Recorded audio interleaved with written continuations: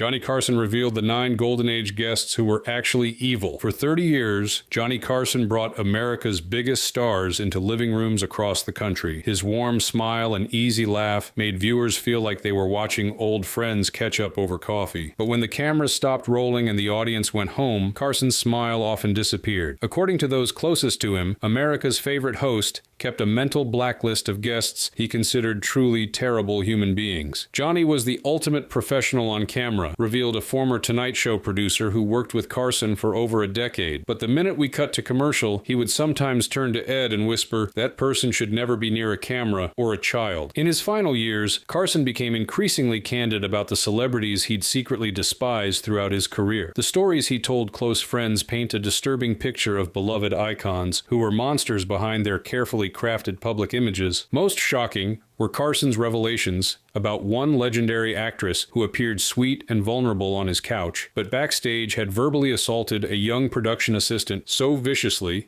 that security had to intervene. And the beloved male star who Carson caught doing something so disturbing in his dressing room that the host nearly called the police. These weren't just difficult personalities or demanding stars. According to Carson, these were genuinely dark people hiding behind fame and talent, predators, abusers, and manipulators who the industry protected for decades. But first, we need to understand why the first name on Carson's list earned his most intense dislike, and the private backstage confrontation no one has ever revealed until now. Well, first of all, I'm stage struck, and I think they all know that.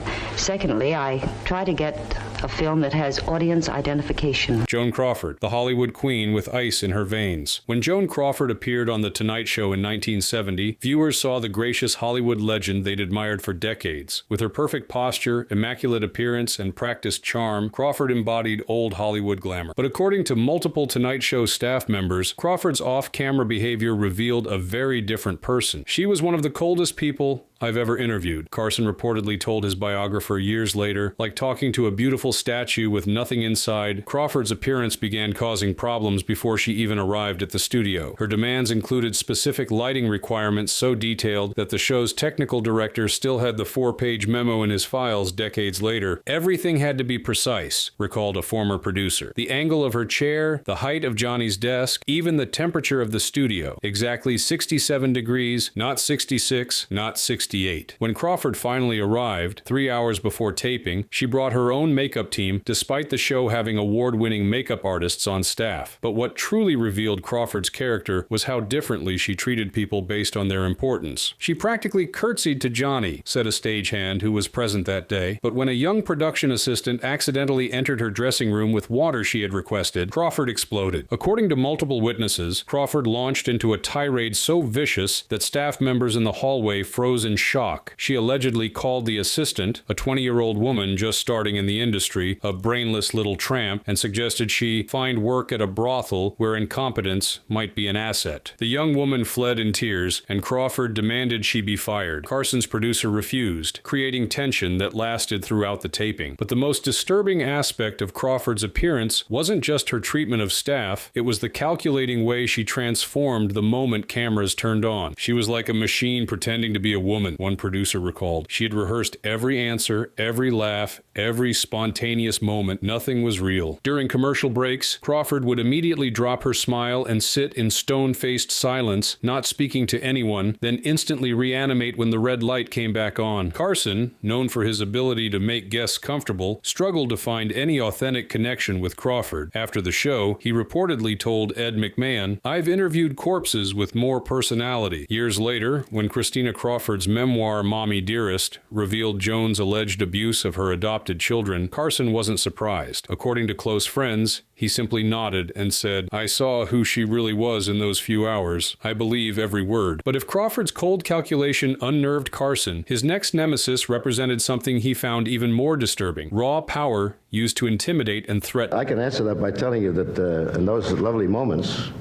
I play Daphnis and Chloe, Frank Sinatra, the charming bully Carson couldn't stand. On screen, Frank Sinatra and Johnny Carson appeared to share a cordial, even friendly relationship. The legendary singer would joke, tell stories, and occasionally perform, while Carson played the respectful host. Behind the scenes, however, Carson reportedly harbored a deep dislike for Sinatra, not for his talent, which Carson respected, but for how Old Blue Eyes treated people when he thought no one important was watching. If he didn't sing, he'd be a mob enforcer, Carson once told a friend, according to multiple biographies, and sometimes I think he was both. Sinatra's appearances on The Tonight Show were notorious among crew members for the tension they created. According to longtime staff, Sinatra would arrive with an entourage of up to 8 men who were described as not show business types, more like guys you wouldn't want to meet in an alley. These men would spread through the studio watching staff and creating an atmosphere one cameraman described as like being under surveillance. But what truly disturbed Carson was witnessing how Sinatra treated people he deemed beneath him. During one appearance in the early 1970s, a floor manager made the mistake of giving Sinatra the standard 3 minutes warning before his segment. According to several witnesses,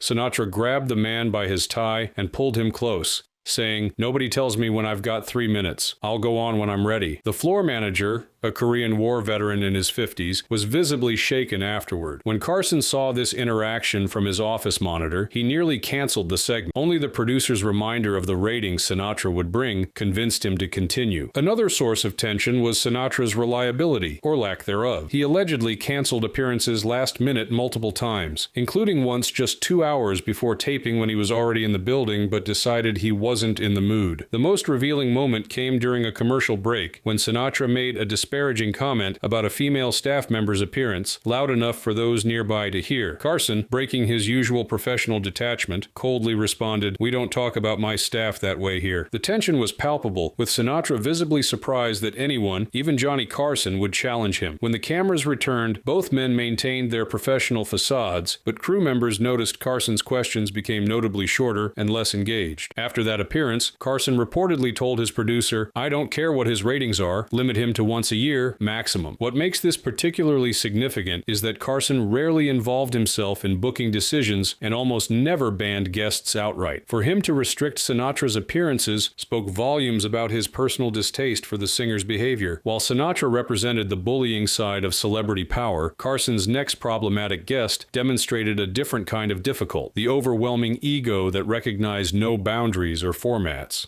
Now, the argument against what I'm saying is that the world is full.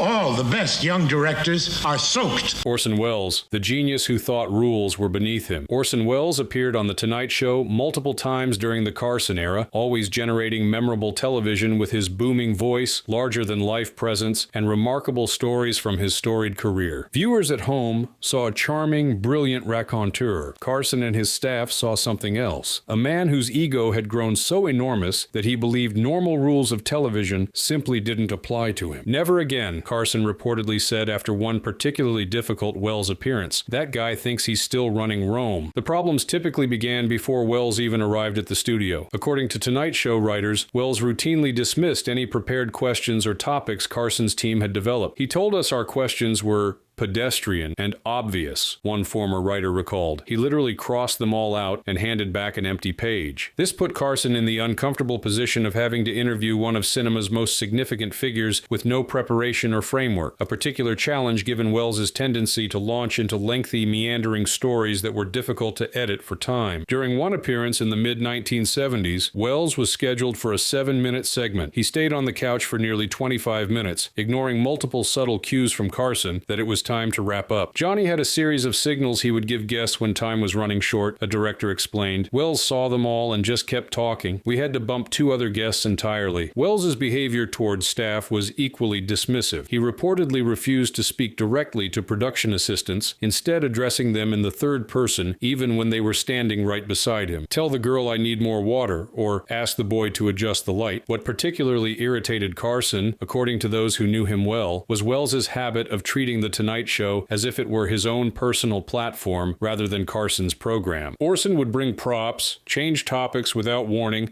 and even attempt to direct camera shots from his seat, a former producer explained. "He once actually stood up and tried to tell our camera operators which angles to use." Johnny was livid. After one particularly challenging appearance, Carson reportedly told Ed McMahon, "Genius doesn't excuse everything. Being brilliant doesn't give you the right to hijack someone else's show." Carson, himself a perfectionist about television production, found Wells's disregard for the medium's constraints especially galling. Though he maintained public respect for Wells's immense contributions to film, privately he began to view him as a cautionary tale of what happens when talent is eclipsed by ego. While Wells represented the challenge of containing an oversized personality, Carson's next difficult guest brought a different problem: unpredictable behavior that could quickly turn hostile. Spelled out in light bulbs, I mean. Besides something called a temperament, which consists most... Bette Davis, Hollywood's queen of verbal violence. When Bette Davis appeared on The Tonight Show, audiences saw the legendary actress at her most engaging, telling witty stories in her distinctive voice, elegant even in her later years, and filled with fascinating Hollywood history. What they didn't see were the moments before and after the red light came on, when Davis reportedly revealed a personality so abrasive that even the unflappable Carson was taken aback. She doesn't need a stage, she needs a courtroom, Carson allegedly told Ed McMahon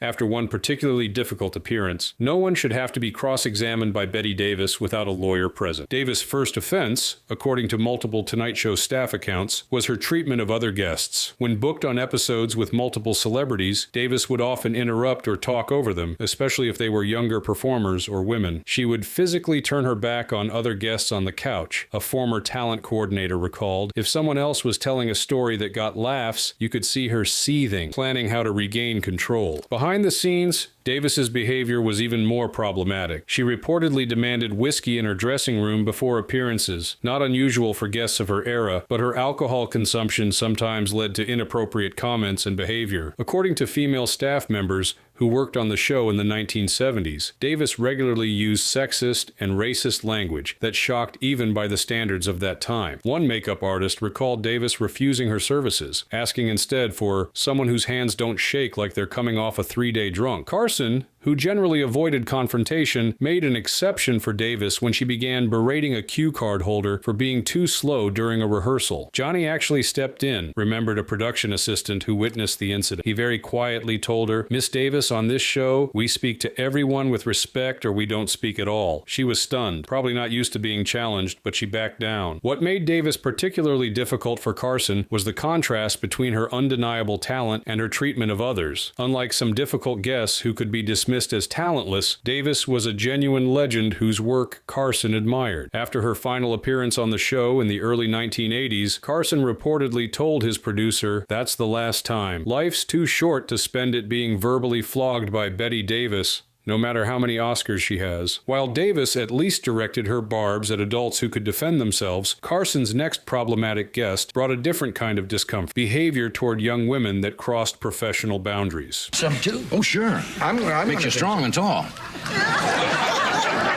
Mickey Rooney, the aging child star with wandering hands. Mickey Rooney was Hollywood royalty, the #1 box office star from 1939 to 1941, and a living connection to the industry's golden age. His appearances on The Tonight Show should have been nostalgic celebrations of an illustrious career. Instead, according to multiple staff accounts, Rooney's visits became notorious for his inappropriate behavior, chaotic energy, and occasional intoxication. He thinks being short gives him license to be a pervert, Carson reportedly told his producer after one particularly problematic appearance in the mid-1970s. Rooney, then in his mid-50s, developed a reputation among female staff members for unwanted touching, suggestive comments, and ignoring professional boundaries. According to multiple accounts, young production assistants would ask to be reassigned when they learned Rooney was booked. He would grab your hand when you brought him water, try to pull you closer, ask if you were married, recalled a former assistant who worked on the show in the late 1970s. If you tried to leave, he'd hold onto your wrist just a little too long. Even more concerning was Rooney's apparent inability to recognize when he'd had too much to drink. According to Tonight Show employees, he appeared visibly intoxicated during at least 3 separate appearances, slurring words and losing his train of thought mid-sentence. During one infamous segment in 1977, Rooney began telling an anecdote about Judy Garland that quickly became inappropriate, forcing Carson to cut him off and pivot to a different topic. During the commercial break, Carson reportedly asked his producer producer, "Is he drunk, or is this just who he is now?" What made Rooney particularly difficult for Carson was the generational gap in understanding what constituted appropriate behavior. Born in 1920, Rooney came from an era of Hollywood where certain conduct toward women was commonplace if not condoned. Johnny was no prude, but he had clear lines about professional conduct, explained a director who worked on the show for many years. Rooney seemed genuinely confused when called out on his behavior, like he didn't understand why it was a problem. After one appearance where Rooney made repeated comments about a young actress also appearing on that night's show, Carson took the unusual step of apologizing to her personally after the taping. "I've never seen Johnny so embarrassed by a guest's behavior," the director recalled. He told her, "That's not how professionals act on my show, and it won't happen again." True to his word, Rooney's appearances became less frequent in the late 1970s and early 1980s, with Carson reportedly insisting on daytime pre-tapings rather than live evening broadcasts when Rooney was booked. While Rooney's behavior created uncomfortable situations, Carson's next challenging guest brought a different kind of difficulty, demands so extensive and unreasonable they became legendary among the staff.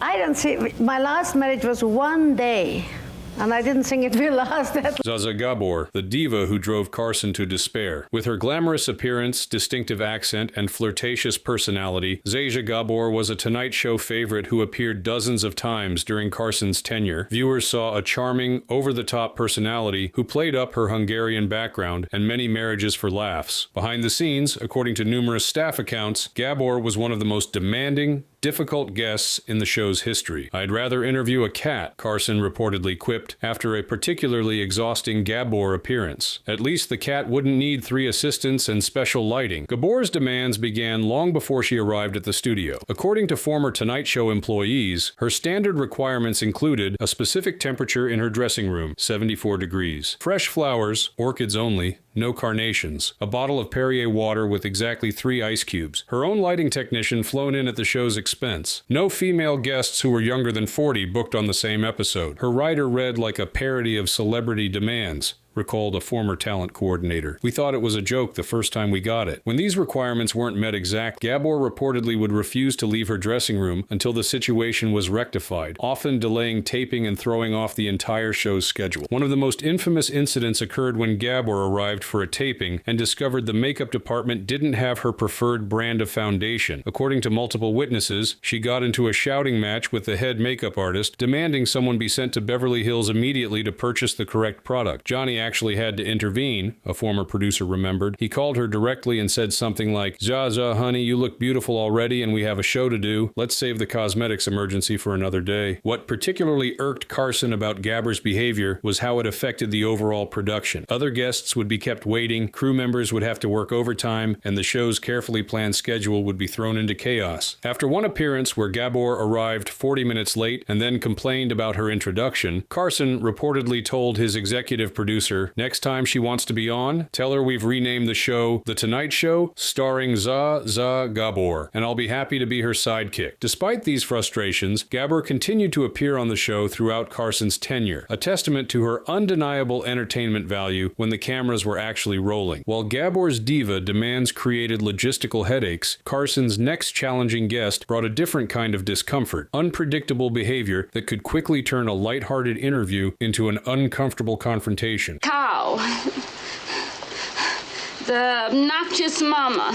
Shelley Winters, the unpredictable powder keg. Shelley Winters was a 2-time Oscar winner with a career spanning decades, from glamorous roles in her youth to character parts in her later years. On paper, she should have been an ideal Tonight Show guest, experienced, accomplished, and full of Hollywood stories. In reality, according to those who worked on the show, Winters was one of Carson's most unpredictable and volatile guests. Shelley doesn't talk, she detonates, Carson reportedly said after one particularly explosive appearance. Winters became infamous among the show's staff for her inability or unwillingness to adapt to the light, entertainment-focused format of late-night television. Rather than sharing amusing anecdotes or promoting current projects, she would often launch into intense political diatribes or deeply personal revelations that left Carson visibly uncomfortable. During one appearance in the mid-1970s, what began as a simple question about a recent film quickly evolved into Winters Winters delivering a 5-minute, uninterrupted monologue about government corruption, leaving Carson struggling to find a way to lightheartedly transition to a commercial. Johnny was a master of controlling conversations, but with Shelley, it was like trying to steer a tornado, recalled a former director. Once she got going, all he could do was wait for her to run out of steam. Winters' unpredictability wasn't limited to her conversational topics. She became known for physical outbursts as well. In one infamous incident on a British talk show, she threw a glass of whiskey in fellow guest Oliver Reed's face after he made sexist comments. This reputation for volatility made Tonight Show staff nervous whenever she was booked. "We would actually remove certain items from the set when we knew she was coming," admitted a former stage manager. Anything that could be thrown or knocked over would mysteriously disappear before her segments. Despite these challenges, what distinguished Winters from some of Carson's other difficult guests was that her behavior seemed to stem from genuine passion rather than malice or ego. She cared deeply about political and social issues and saw every public appearance as an opportunity to address them, regardless of the venue's appropriateness. Carson, while visibly uncomfortable during her more intense moments, maintained a certain respect for Winters' authenticity. After one particularly fiery appearance where she criticized the Vietnam War, Carson reportedly told his producer, "I may not want to vacation with her, but at least she means every word she says." Nevertheless, Winters' appearances became less frequent in the later years of Carson's tenure, with the host preferring guests whose conversational style complemented rather than challenged the show's format. While Winters' passionate unpredictability created on-air challenges, Carson's next difficult guest represented something he found personally distasteful: extreme political views that targeted vulnerable communities. I like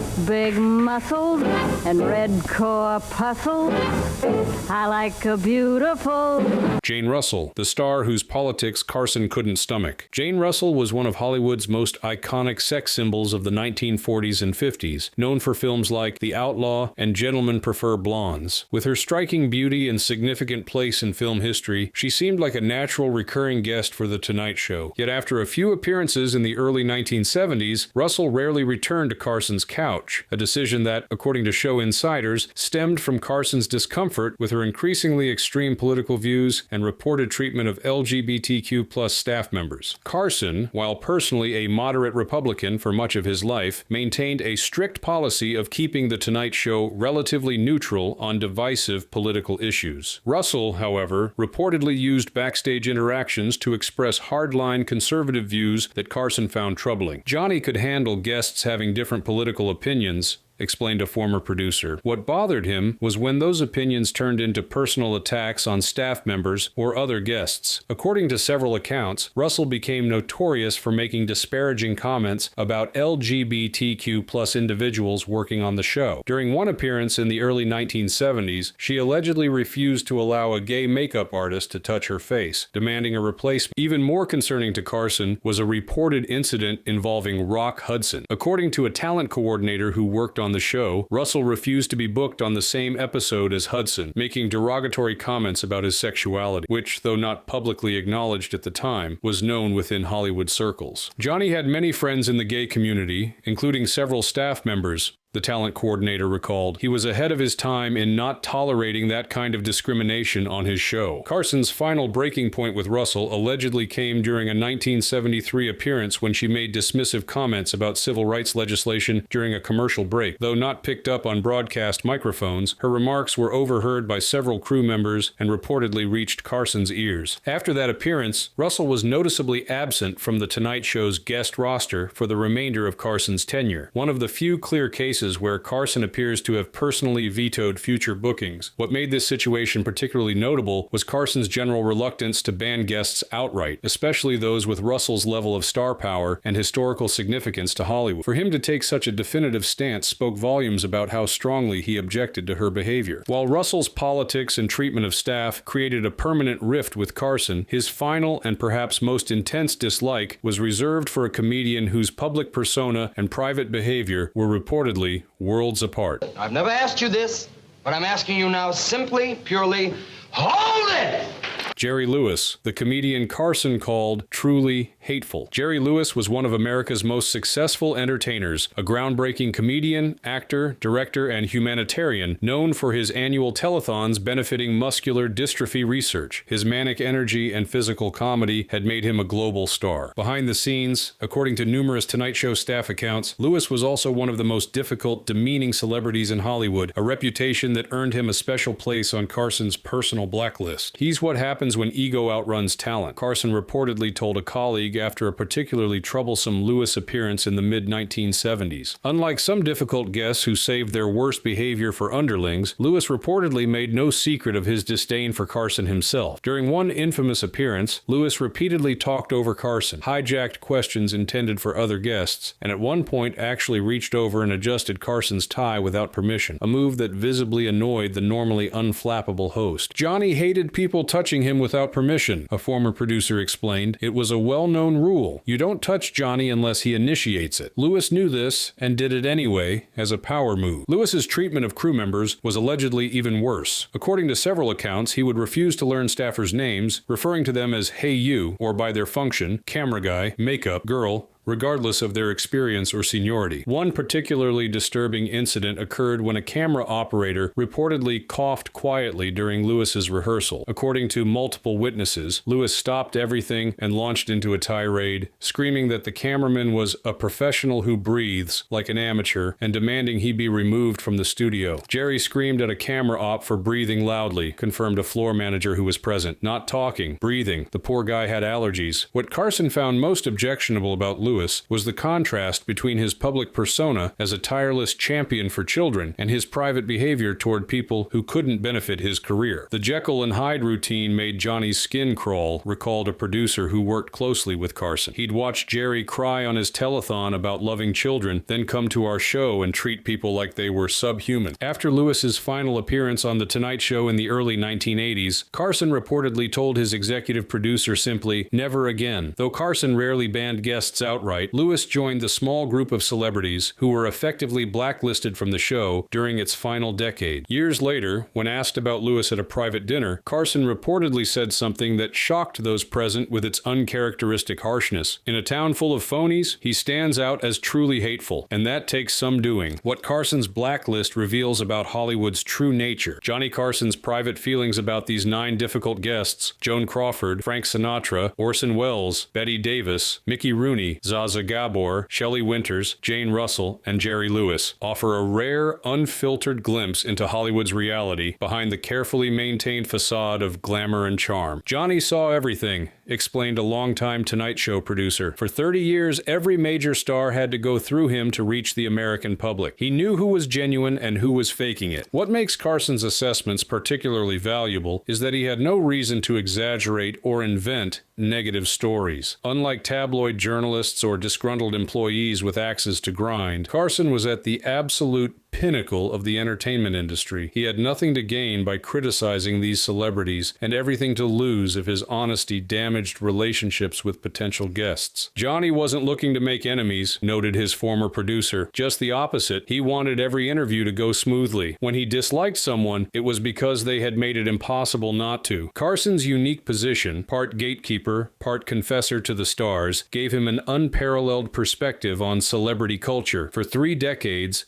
stars revealed sides of themselves on his couch that they showed nowhere else, creating a bond of trust that made Carson's private judgments all the more significant. Perhaps most revealing is how Carson distinguished between guests who were merely difficult and those he considered truly problematic. He tolerated eccentricity, nervousness, even moderate ego. Understanding these came with the territory of fame. What he couldn't abide was cruelty, especially toward those with less power. Johnny had a simple test, recalled his longtime director. How did they treat the pages, the assistants, the guys working the cameras? That told him everything he needed to know about someone's character. In the years since Carson's death in 2005, many of his private opinions have been validated by broader revelations about these celebrities. Christina Crawford's allegations about her mother Joan, reports about Sinatra's connections to organized crime, and stories of Mickey Rooney's inappropriate behavior have all been corroborated by multiple sources. This suggests Carson wasn't just being judgmental, he was recognizing genuine character flaws that Hollywood Hollywood's publicity machine worked overtime to conceal from the public. The most sobering aspect of Carson's blacklist is how effectively the studio system protected these celebrities despite their behavior being known to industry insiders. Long before social media and cancel culture, stars could maintain pristine public images while behaving abominably in private, secure in the knowledge that the studios, networks, and publications all had vested interests in maintaining their marketability. Today, one cell phone video could end a career, observed a former Tonight Show writer. Back then,